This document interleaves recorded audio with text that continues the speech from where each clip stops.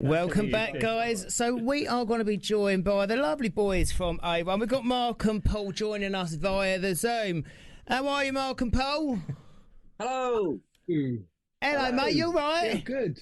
Oh, look, there's balloons. Oh, he's got the balloons out. Hey! How's it going, lads? I love that. How are you boys doing? Busy at the minute, I'm guessing. Well, actually, it's a little bit of downtime. It's kind of like the calm before the storm because we had a pretty busy last year. We had a lot of gigs. We were traveling in Asia again, and as well as a lot of festivals. So January is normally a time where you just catch your breath, recharge your batteries before things kick off again. I don't know if that's pretty much the same for you, Paul, isn't it? Like just doing things around the house, that kind of thing. Yeah. Well, I've just moved, so Yeah. the house. I'm actually sitting on the floor in my daughter's bedroom. That's the only room that doesn't look like a bomb hit. Love that. We've all got that one room we can do Zooms from. Don't worry, we've all got that one. Yeah. The perfect one. Yeah. How does it feel, boys, to be back on the road? Are you loving it? Oh, yeah. Go, Paul. Sorry, mate. No, go, Mr. Reed. You look very old, by the way. Oh, well, thank you, sir. Thank you, sir. New shirt. It's a lovely shirt, that. I love it. But yeah, it feels like we haven't actually stopped because we've been non-stop on the road since Paul rejoined the band. Which when was that, Paul? That was 2018, 2019. It must be 2018. Yeah. Because we were getting together for our 20th anniversary. Yeah, and we did a tour over in Asia. And the reason that was so special because it was the first time we'd all been together as a four. For years, so amazing. But we kind of haven't stopped since then. So now we're actually on our 25th anniversary. So, But that's what you want, isn't it? I mean, and the fans are still interested. I was so pleased when I saw that because this is actually my final show today, and you're our last guest. Oh wow! A1. I remember being at college calling up the box. You remember the box? Trying to get your videos played. I was so obsessed with you guys. So I'm like super excited to see that not only are you like touring and stuff, but also you're my last guest on the show. This is like really exciting. So it was you that was calling up on the box. Yeah. I wanted to see that Take On Me video one more time. Thank you very much. Oh, well, I don't know what to say. I mean, well, it's an honour to be one of your last guests, and but what a privilege. Well, sorry, I just wanted to get that in. But I mean, like, what do you think about it? About A1 is that people still love so much. Oh God, the people still? Well, I think we've got. I think it's our fan base that they've stayed with us. Like, a lot of the people that come to see us have been there since day one, and we remember a lot of them. And I think that's been the important ingredient with our prolonged success, especially when we're doing live dates. The fans have stuck with us, and we really appreciate that. It's amazing. You made a lot of gay teenage boys happy. I have to say, and I'm sure a lot of girls as well, but a lot of gay teenage boys were. If you'd have told younger me that I'd be interviewing A1 one day, I wouldn't have believed it. Oh, sweet. Fangirling a little bit, ain't gonna lie, being subtle. We did our first gig in London at a place called Limelight, which was like our first showcase where we were actually getting signed. It was quite a big deal for us. Ant and Deck introduced us on it. Amazing. And that at the time Limelight was a gay club, and it actually started our kind of relationship with the community. And ever since, we've been on Prides every year. We used to love doing GAY in London. We did that quite regularly, and we just most recently did Chesterfield and Chester Pride this past year, and there was a guy holding up a big sign, gay for A1 since 1999. It was me. It was me. It was you. No, it meant the world to us, and as you say, it's amazing that our fans have stayed with us since day one and given us the opportunity to still do this. So thank you. Boys, I want to ask. I'm gonna throw it to Mark first, and always to Paul, because I know we're on Zoom, so I just want you to both be able to answer. But I'm really intrigued that now you're coming at it where we are now, 25 years down the line. Does it feel different now to it did 25 years ago? And do you appreciate it more now?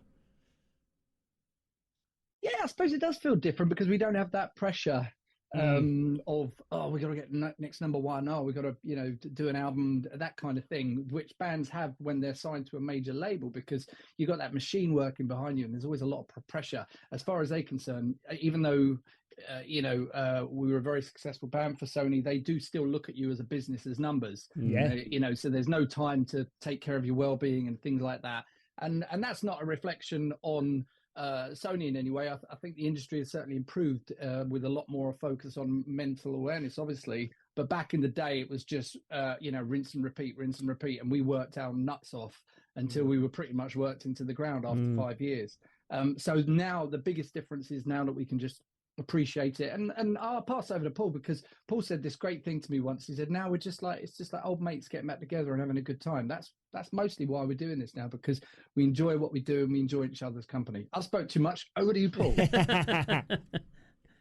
Oh yeah, well, I can only echo what Mark has said. I know I'd like to add that we're a lot older now, so we know how to conduct ourselves, and we know how to call out people on bullshit, if I could say that word. Yeah, absolutely. It's much easier for us to navigate the business now, because we're older, and because we're back together and we've all grown up kind of together. We've always got each other around us. We're available to each other emotionally, or however else we want to be available to each other. So we've always got that backup, which is amazing. So much easier now.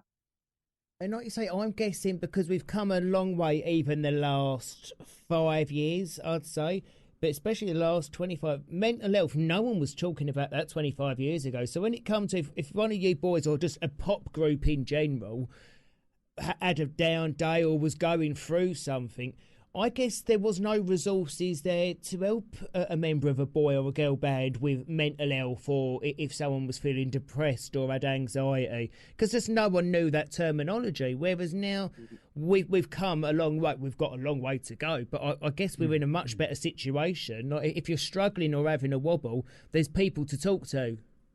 Yeah, no, you're absolutely right, and that was never offered to us, and it was never there back in the day. And obviously we were quite young lads when we first started out. Ben was 16, I was 19, so we were all under 25. We were all young lads. So, and it's kind of strange to really describe it, but we were four very tenacious, determined, very different personalities running in this crazy race together to try and achieve as much as we could. And we all had kind of different goals of what we wanted to achieve, but we managed to, work roughly together. But and I know there were times where each of us struggled over different things, and yeah, it was never talked about. But even as recent as sort of say 5 years ago, well, it was more than 5 years now, when the three of us, me, Ben, and Christian, did the big reunion, there was no discussion about your mental health and things like that, and that's only a handful of years ago. But fortunately, it's as you say, it's heading in the right direction now. Things are a lot better now, and I think because the four of us are less tenacious and less we're more about each other now, and more like respect for each other. I think we're there for each other a bit more. I hate to say it, but back in the day, I think there was a lot more competition, even between each members of the band. So you almost don't have time to take care of each other. But now that is, as Paul said, that is the primary focus, taking care of each other. We're all family, three of the guys are dads now and stuff. So just very different times. Boys, what was the competition? You mentioned competition. Was you all trying to nick the same girl? Did you have a similar type? Was there competition with who was taking what girl home, or who was taking who for a Big Mac? I'll let you have that one, Paul. I think what it came from was... I'm not going to include me because I got into this on sheer luck, right place, right time. But when it came to the other guys, they'd come from backgrounds and situations where they were the one. They were the star. They were the main person of their group. They were the one that was going to make it. And now they're in a situation where they've got to share some limelight. And sometimes that can be a difficult thing. And they did find it a little bit difficult. I'm not going to mention any names. Maybe Ben and Christian might have had a little bit of a... but no, No, it was healthy. It was all healthy rivalry, and I think that's what made us keep our game up. And I think for anyone, when people's life change and fame comes along, it's a weird thing for anyone to get their head around. But you mentioned some of you were 16, 19, all under 25. Like, that is so young to get fame. And on the scale of being a boy band, like, to compute that as a teenager, that you're famous and that the girls love you, couple of the gay teenagers out there, like the world knows who you are, but still you're, because at the time, like, even when you're 18, you think you're an adult, but really we ain't. When you look back at you ain't an adult. Do you know what I mean? Like, you might think you are, giving it Jack the lad, but you ain't got a fucking clue. So when you look back now, like, to hand that passport of fame to someone as a kid, really, it's mad. It's a lot to deal with. I think I've spoken to a lot of people, especially other people in bands that we've been on tour with in the last 4 or 5 years, notably. And when we do have a bit of time after a gig and we're having a drink, and this comes up a lot, like, everyone I've talked to has gone through something mentally, either during or after their stint, and they really feel it in a little bit. They feel a bit lost because they're obviously in a very alien place that you can't even describe to anyone who's not been through it, and you can only really get any kind of what's the word? You can only get any kind of meaning from it. I mean, you're talking to someone who has been through it, and when you're actually in it, sometimes it seems like a bit of an abyss, because you are on a roller coaster ride and you're going in a very, very dark place, and you don't know when you're going to come out of it, and you're driven by lots and lots of money and expectation and a record company, and it's kind of scary. Some of it is very, very scary, and when it ends like that. And it's like, what am I going to do now? Where's the record company? Where's all these people that used to be texting me and phoning me up? And that's a lot for someone to deal with that. So and I've got to come to an end because the show's about to end, but I want to play a little bit of "Call Me When You Land." But oh, nice. So yeah, we're going to end the interview with a little bit of that, but it got me thinking, because I'm a little bit of a secret singer, boys. And, no, you're not. Shut up. No, he's You not. want to give us a quick blast of Take On Me? Or yeah, no. But I mean, because I think you need, if you need a fifth member, like if you need a gay to represent, like, to wave that flag for you, like I think it's time. So I'm going to sing you a little song and audition for you. What do you reckon about that? I would rather die than in my last 5 minutes on this show, Bob, hear you Things sing. are so different now, you're gone. Absolutely. And now I'm caught in the middle. Even though I'm with someone new, all I can think about is you. And now I'm caught in the middle. What do you reckon out of 10? I thought we had Ben in the studio then. It's fucking uncanny. Uncanny.